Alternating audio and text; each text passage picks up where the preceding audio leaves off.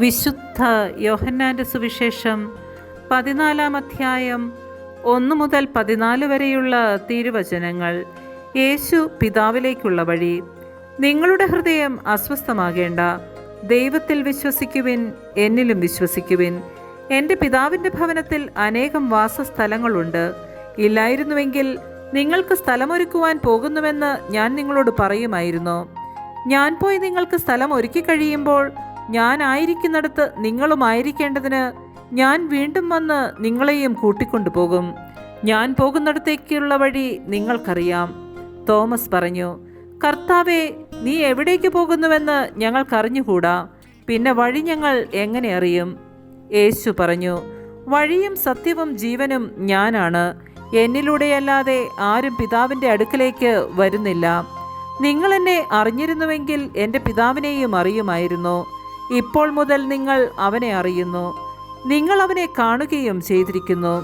പീലിപ്പോസ് പറഞ്ഞു, കർത്താവേ, പിതാവിനെ ഞങ്ങൾക്ക് കാണിച്ചു തരിക, ഞങ്ങൾക്ക് അത് മതി.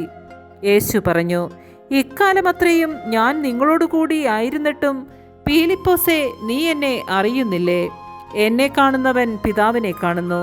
പിന്നെ പിതാവിനെ ഞങ്ങൾക്ക് കാണിച്ചു തരിക എന്ന് നീ പറയുന്നത് എങ്ങനെ? ഞാൻ പിതാവിലും പിതാവ് എന്നിലുമാണെന്ന് നീ വിശ്വസിക്കുന്നില്ലേ? ഞാൻ നിങ്ങളോട് പറയുന്ന വാക്കുകൾ സ്വമേധയാ പറയുന്നതല്ല.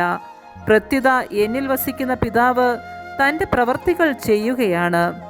ഞാൻ പിതാവിലും പിതാവ് എന്നിലുമാണെന്ന് ഞാൻ പറയുന്നത് വിശ്വസിക്കുവിൻ, അല്ലെങ്കിൽ പ്രവർത്തികൾ മൂലം വിശ്വസിക്കുവിൻ. സത്യം സത്യമായി ഞാൻ നിങ്ങളോട് പറയുന്നു, എന്നിൽ വിശ്വസിക്കുന്നവനും ഞാൻ ചെയ്യുന്ന പ്രവർത്തികൾ ചെയ്യും.